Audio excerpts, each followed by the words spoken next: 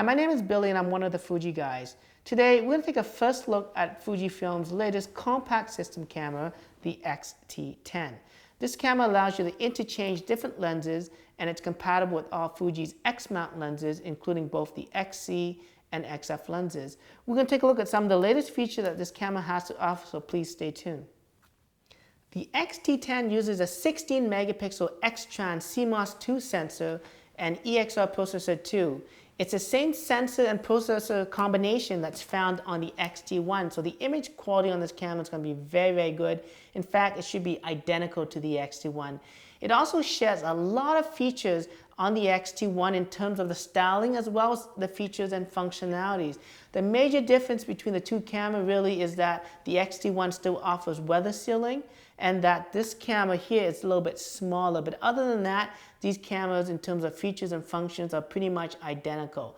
Now, the camera is available in two different color options. You have the silver as well as the all black finish right here. It's also available in different kits, from the XC 16 to 50 millimeter lens. There's also a kit that offers the XF 18 to 55 f2.8 to f4 lens if you want a better kit lens.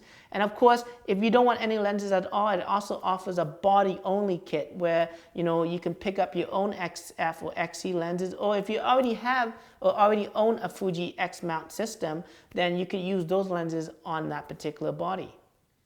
Looking at the new dials and controls of the X-T10, if you ever used the Fuji camera before, you'll be right at home. Right on top of the camera, you still have your shutter speed dial that allows you to adjust shutter speeds right down to basically bulb mode to up to 1/4000th of a second. You also have aperture control depending on the lens that you are using. This current lens that's on this camera right here, which is a 16 to 50 millimeter lens, is an XC lens, so it doesn't have aperture controls, but you can control the aperture on the back of the camera using the rear command dial. Okay. You also have your exposure compensation dial, your on and off switch, as well as your shutter release. On top of the shutter release, there's actually a thread to allow you to attach a mechanical cable release, which allows you to trigger the camera using a mechanical cable. There's also a dedicated video recording button to allow you to start and stop the video. It also acts as a function button, so if you don't want that to be a video, you can actually customize that later on. On your left-hand side, you have your drive dials that allows you to change the shooting modes from single shooting to high-speed shooting to some of the other features like advanced filters as well as bracketing. You have your flash pop-up switch just below that. As you can see, the flash is now built onto this camera. It's built right onto the prism. The way they design it, it's almost, you can't see it at all, but once you pop it out, there you have, at least you have something to actually use when you need the flash in that situation. Now, the camera has a hot shoe on top, which allows you to use an external flash if you feel that the built-in flash is not strong enough. On the back of the camera, there's a lot of similar controls, like the dial pad, the display back button. There's also the Q button, which allows you for quick access to some of the most commonly used features. It's fully customizable. You have a dedicated function button. In fact, you have lots of function buttons on this camera. This is one of them. The directional pads can all be configured for also function buttons. You got your movie recording button on top, which can also be configured for a different function button. And then on the front of the camera, you have the front command dial that allows you to change different settings, but pushing inwards is also a function button that you actually can configure. So you have really 7 different function buttons throughout this camera, which makes it very easy to customize the way you shoot with this camera. On the side of the camera is a cover that hides the USB connection, the micro HDMI connection, as well as a 2.5 millimeter port that allows you to connect an optional external microphone or third-party release to remotely release the shutter on the camera. On the bottom of the camera is the battery door, and behind the battery door, of course, you can see it uses the same NP126 battery that's found on most of Fuji's compact system camera. There's also a slot there for a memory card, so the camera itself doesn't include a memory card. In fact, it doesn't have internal memory at all. So you do have to pick one of these in order to store any images. It supports cards up to SD XC cards and the ultra high speed 1 cards.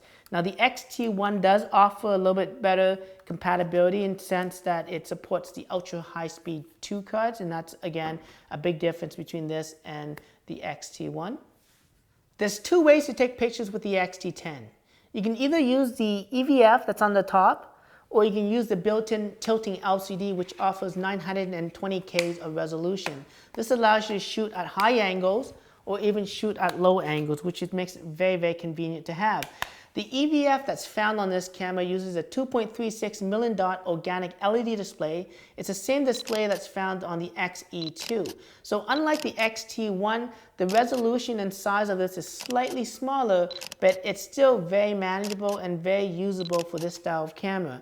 On the right-hand side, you got your view mode button that allows you to toggle between using the EVF, the LCD, or using both with the eye sensor, or having everything completely turned off. And the only time that the screen will turn on, or the EVF will turn on, is when you lift the camera up and the eye sensor sees that. And that's a nice power saving mode.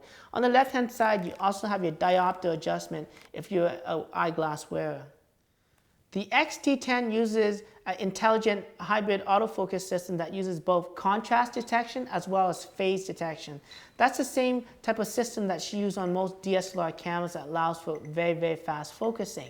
What's new with the X-T10 is that it has this new zone focus mode that allows you to choose a zone on the screen and only determine focuses in that area. So you have a wide setting that allows you to pick the points automatically for the points of highest contrast, but then you can change it to the zone area and change that either smaller or bigger. It gives you 3 different options, and you can move that zone within the LCD screen itself.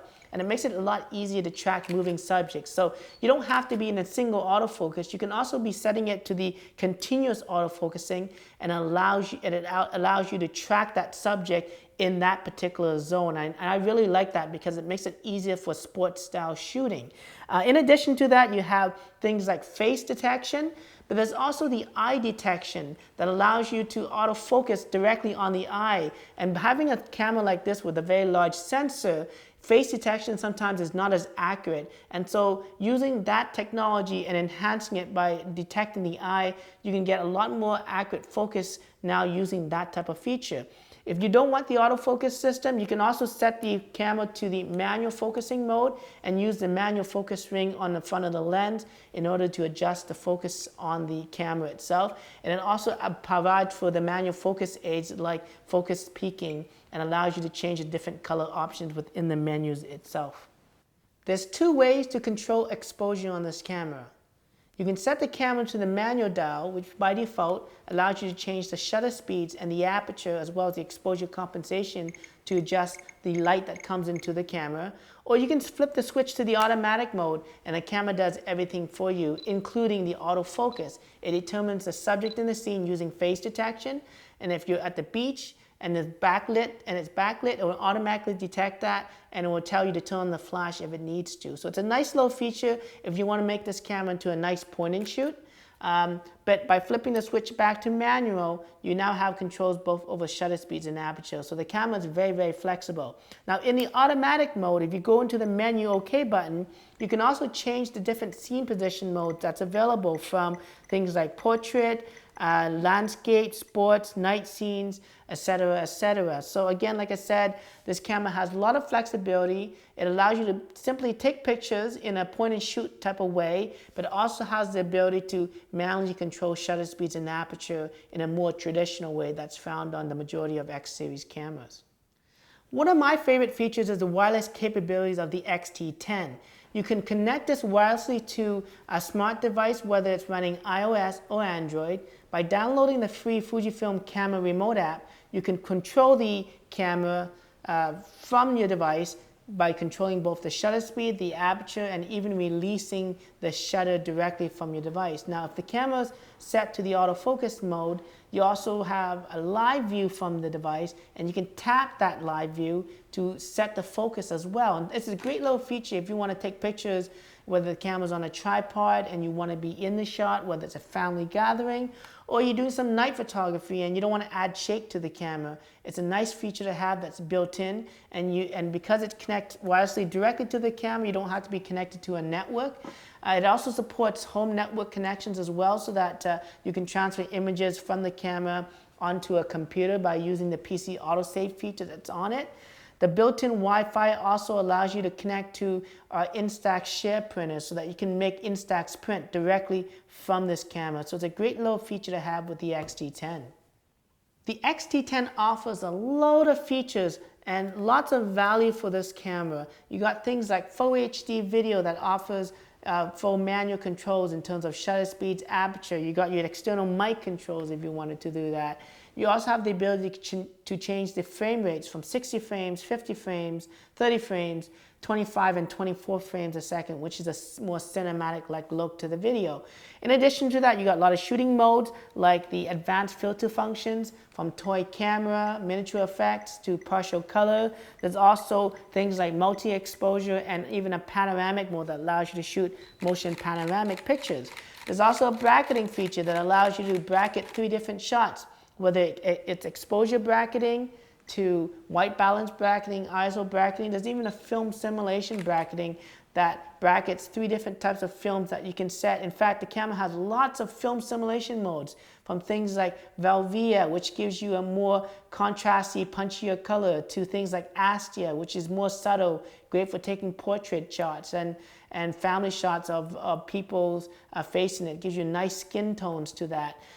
There's also a classic chrome mode that gives you a sort of a more muddled color look to the image that gives you a more timeless shot to it. Now the camera has things like time-lapse photography. So if you wanted to set this up to shoot, you can, and then combine all those time-lapse photo into a nice little video to give you something that's very, very unique. So this camera offers a lot of features for your money. If you're looking to accessorize the X-T10, there's actually an optional hand grip that you can purchase. It screws on the bottom of the camera and it gives you a much nicer hold if you find that the camera is still too small for you. There's also a leather case that's custom made for this particular camera. In addition to that, you have things like an external flash that you can pick up, and even an external microphone for this camera. It's just some of the few accessories that's available for the X-T10. I'm really excited about this X-T10 camera. It's actually nice and compact, and it really fits in my hands. For somebody who enjoyed the X-T1 but thought it was a little bit too big, I think this camera might be a perfect fit because it does offer all the same features as the X-T1. It's going to be probably my new favorite camera to use on a day-to-day basis. If you want to learn more about this camera as well as other Fuji products, don't forget to subscribe to our YouTube channel and follow us on Twitter. Until then, I'm Billy of the Fuji Guys.